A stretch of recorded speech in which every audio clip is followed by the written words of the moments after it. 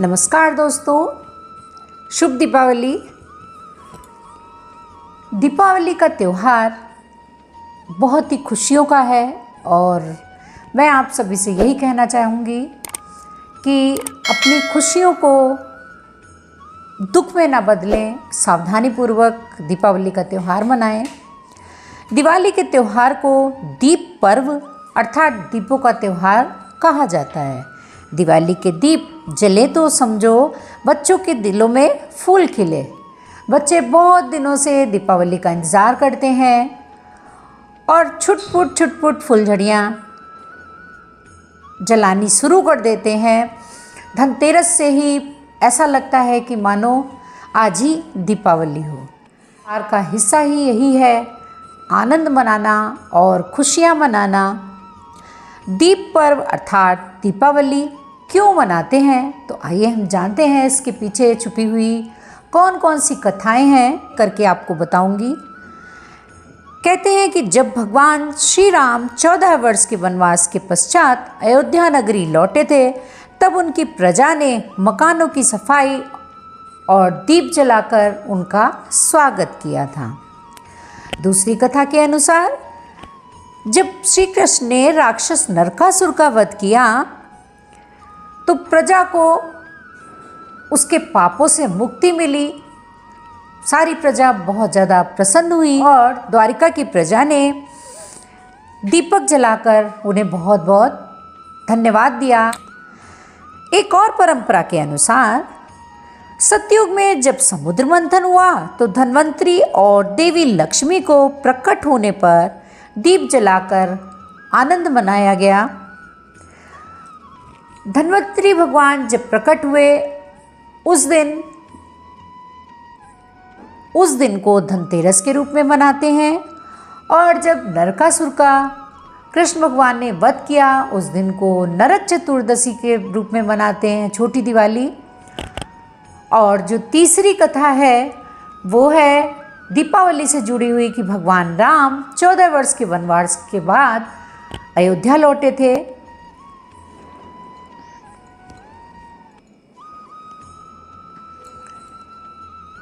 चाहे जो भी कथा हो, ये बात निश्चित है कि दीपक आनंद प्रकट करने के लिए जलाए जाते हैं, आपस में खुशियां बांटने के लिए जलाए जाते हैं और अपने मन के अंधेरों को खत्म करने के लिए जलाए जाते हैं।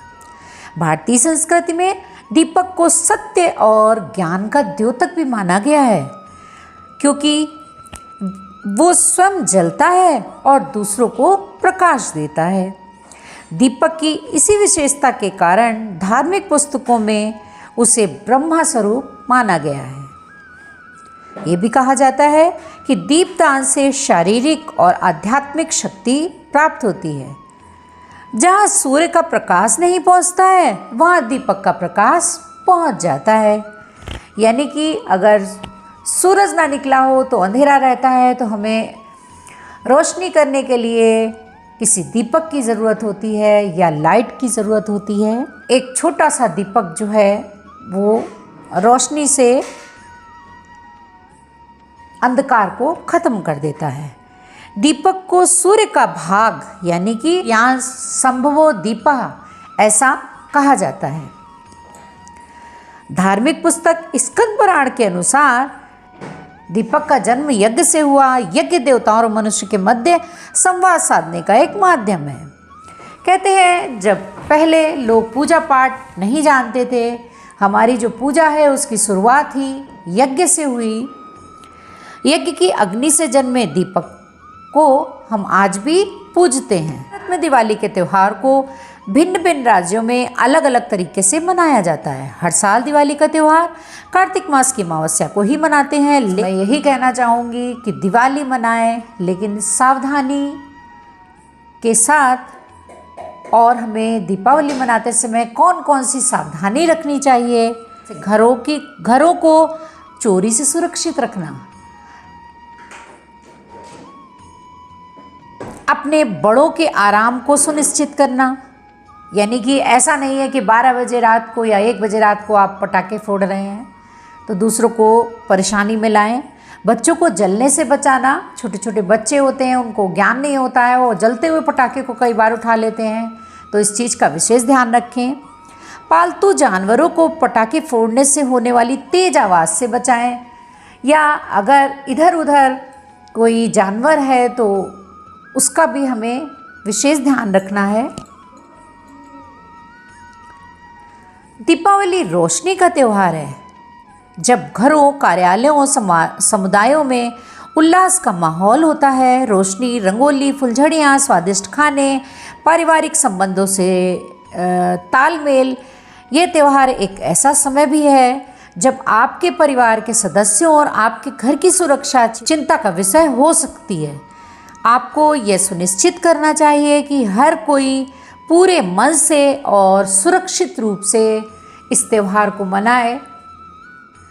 नंबर 2, सुरक्षा का मतलब सिर्फ दियों और पटाखों के आसपास सावधानी बरतना नहीं है। बड़ों के आराम को सुनिश्चित करना, बच्चों को जलने से बचाना, जानवरों को पटाखे फोड़ने होने वाली तेज आवाज़ से बचाना, पर्यावरण को शुद्ध रखना, सड़कों में इधर उधर पटाखों का कूड़ा ना फैलाना। दिवाली वह समय है जब हमारे घर सुंदर मिट्टी के दियों की चमक से जगमगाता है।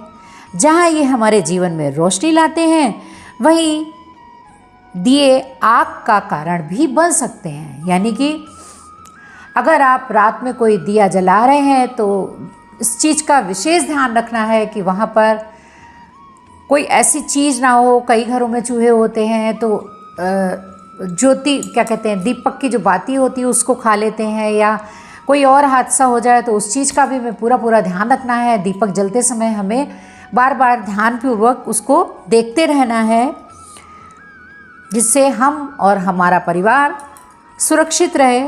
पटाखे दिवाली का एक बड़ा हिस्सा है, खासकर जब आपके परिवार में छोटे, बड़े और बूढ़े सभी हों, तो पटाखों को ठीक से अगर नहीं हम संभालेंगे तो कोई ना कोई दुर्घटना का कारण भी बन सकता है।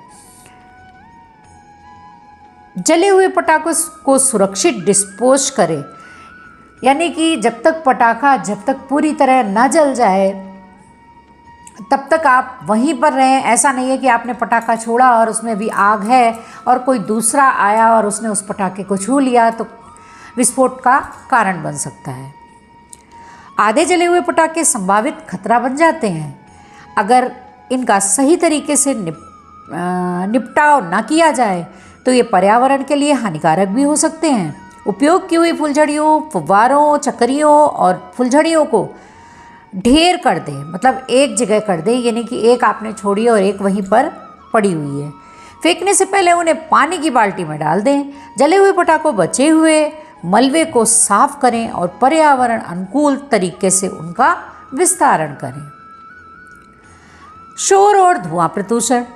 दिवाली के दौरान शोर का स्तर बहरा कर देने वाला हो जाता है, तो हमें ये सुनिश्चित करना चाहिए कि हमें कितनी तेज़ आवाज़ का पटाखा छोड़ना है। वैसे तो तेज़ आवाज़ के पटाखों में भी अब बैन हो गया है। भले ही आप शोर वाले पटाखे नहीं जला रहे हैं, फिर भी आपके पड़ोस में लोग ऐसा ना कर रहे हों, इस चीज़ को हमें दूसरों को भी समझाना होगा और स्वयं भी सुनिश्चित करना होगा कि तेज़ आवाज़ के पटाखे हम ना जलाएं। इससे हमारे बुजुर्गों को या किसी के घर में कोई बीमार है उसको तकलीफ़ तो होती ही है, साथ में प्रदूषण भी होता है। दिवाली जैसे मौके पर सजना संवरना किसे पसंद नहीं है। सभी बहुत दिनों से अपनी तैयारी करते हैं कि इस दिन हम ये पहनना है, यहाँ जाना है। माता पिता अपने बच्चों को नवीनतम रुझानों के अनुसार कपड़े बनवाते हैं। हालांकि पटाखे फोड़ते समय समझदारी से कपड़े पहनना चाहिए। सिंथेटिक फैब्रिक से बने कपड़े पहनने से बचें, क्योंकि ये आसानी से आग पकड़ लेते हैं। दिवाली स्वादिष्ट भोजन का समय है। इस दिन अच्छे स्वादिष्ट भोजन पकाए जाते हैं। मिठाइयाँ और अन्य विशेष वस्तुएं प्रतिष्ठित दुकानों और स्टोर से ही खरीदें। गुणवत्ता बनाए रखें। जितना हो सके स्ट्रीट फूड से बचें। खाने की चीज़ों को हमेशा ढक कर रखें। ज़्यादा से ज़्यादा हो सके तो घर में ही पकवान बनाएं और घर का ही पकवान खाएं। दिवाली मनाने से हमेशा हमारे पर्यावरण पर प्रतिकूल प्रभाव पड़ता है। पटाखे जलाने से निकलने वाला धुआं वायु प्रदूषण का कारण भी बन सकता है और मनुष्यों और जानवरों के स्वास्थ्य के लिए खतरा पैदा कर सकता है। पटाखे फोड़ते समय डेसिबल का स्तर नियंत्रित रखें। ऐसे पटाखों का चयन करने का प्रयास करें कि बहुत अधिक ध्वनि या शोर ना फैलाएं, क्योंकि यह भी ध्वनि प्रदूषण का काम करता है। तो पटाखे वैसे तो कम से कम ही जलाने चाहिए मेरे हिसाब से, लेकिन अगर सबकी अपना अपना व्यवसाय है, सब अपना अपना अपनी तरीके से खुशी मनाने का प्रयास करते हैं, मेरा ऐसा मानना है कि पटाखों को छोड़ना, पटाखों को जलाना, पैसों में आग लगाना, तो ये हमारी सोच है। बाकी पटाखे तो खरीदे ही जाएंगे, उनकी भी दुकान चलनी चाहिए। तो आपको अगर ये छोटी सी जानकारी अच्छी लगी हो तो प्लीज़ एक लाइक करिएगा, और अगर चैनल में फर्स्ट टाइम विजिट कर रहे हो तो चैनल को विद बेल आइकन सब्सक्राइब कर दीजिएगा, ये बिल्कुल फ्री है। जय श्री राम, जय लक्ष्मी माँ।